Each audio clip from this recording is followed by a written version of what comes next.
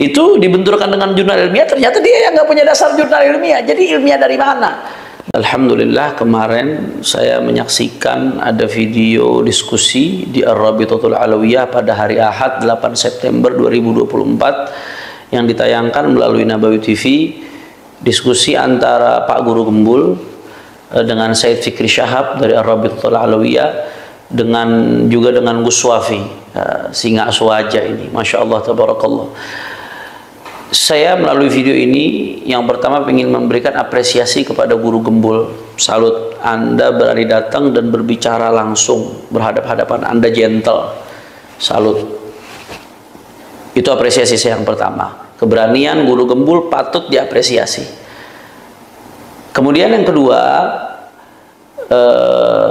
saya pengen memberikan apresiasi kepada Said Fikri Syahab dan Gus Wafi, karena telah sabar meladeni Guru Gembul yang ngalur ngidul berbicara tanpa tahu arahnya kemana.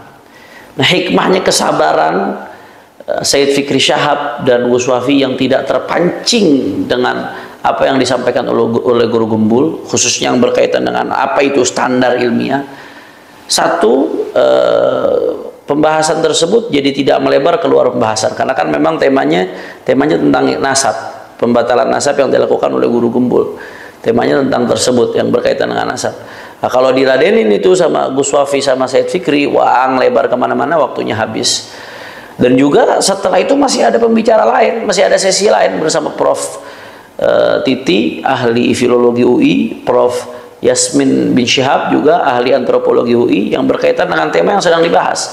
Sehingga ini waktunya nggak panjang. Kalau diladeni itu ya akan melebar kemana-mana.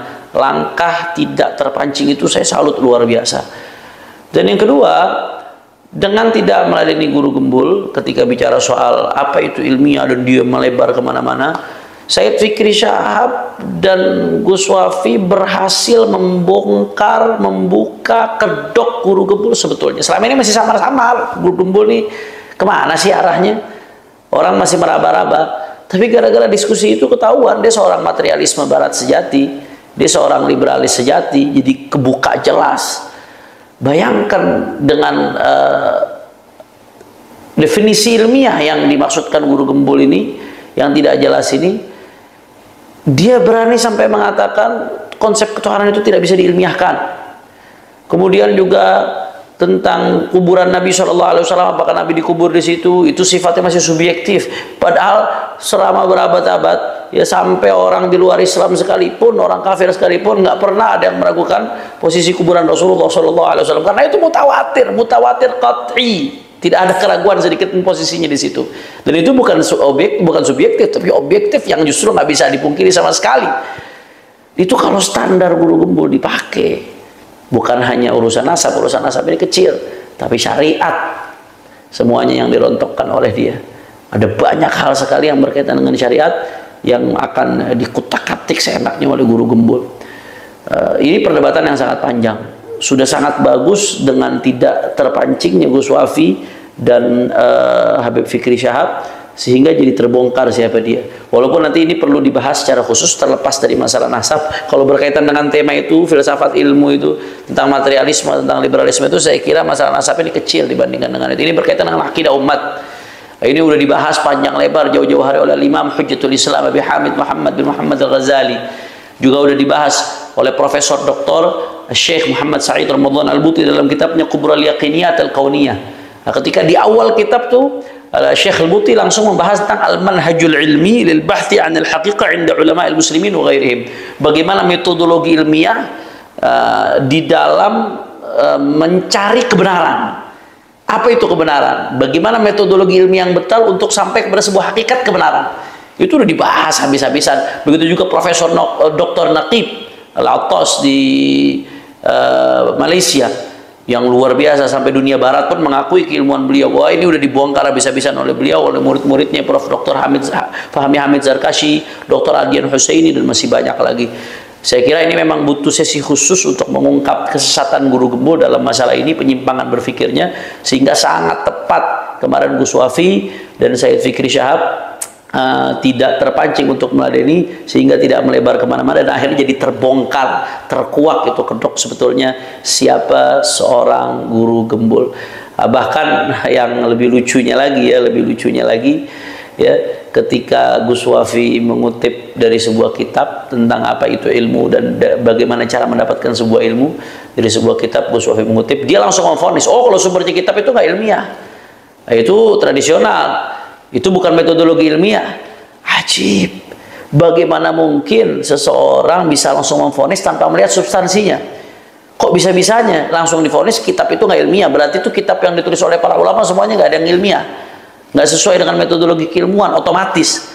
Yang ilmiah mana? Dari Google, katanya cari dari Google. Padahal Google itu informasinya harus dipilah-pilih, harus dicek dulu kebenarannya. Semuanya ada di Google, versi apapun ada di Google. Ilmiah model apa yang seperti ini?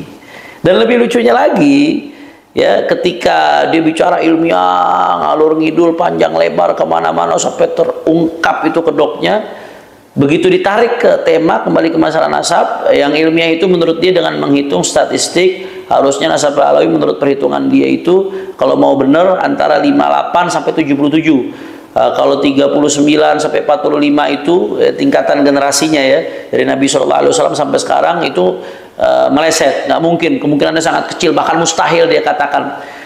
Ternyata ini bertentangan dengan fakta dan data. Teori dia itu omong kosong, bertentangan dengan fakta dan data. Faktanya apa? Faktanya asyraf di dunia nggak seperti itu. Asyraf di dunia yang diakui sekalipun dari berbagai aspek itu ada yang antara 39, 41, 42 dan lain sebagainya. Dan ini nggak berbasis data. Ditanya sama Gus Wafi, ada nggak Sayyid yang dari zaman Nabi sampai sekarang, atau raja siapa gitu dari zaman Nabi sampai sekarang keturunannya yang 1500 tahun itu sampai 77 generasi, ada nggak? Dia nggak bisa membuktikan satu pun. Berarti teori yang disampaikan omong kosong, nggak berbasis fakta, nggak berbasis data. Bahkan ketika dibenturkan dengan jurnal ilmiah yang berbicara tentang ini, tentang generasi, bahwasanya perpindahan generasi itu harusnya setiap 30 tahun sekali, sehingga dalam 100 tahun itu 3 generasi, dan ini sesuai dengan umumnya nasab Sa'adah Ba'alawi. Itu dibenturkan dengan jurnal ilmiah, ternyata dia yang nggak punya dasar jurnal ilmiah. Jadi ilmiah dari mana? Bahkan kalau mau pakai perspektif barat tentang apa itu ilmiah pun, guru gembul tidak ilmiah. Jadi hanya omong kosong saja ilmiah, faktanya nol. Dan terakhir, yang lebih dahsyatnya lagi, kalau saudara Haji Imaduddin itu membatalkan nasab Ba'alawi. Tapi kalau guru gembul, ilmu nasabnya malah yang dibatalkan sama guru gembul. Ilmu nasab itu nggak ilmiah. Padahal dia nggak pernah mempelajari ilmu nasab. Orang yang nggak pernah mempelajari bagaimana menilai. Maka nasihat saya buat masyarakat, pilih-pilih guru ya. Jangan salah pilih guru. Kalau salah pilih guru, kesian nanti dunia akhiratnya. Nah, ini saja dari saya. Wassalamualaikum.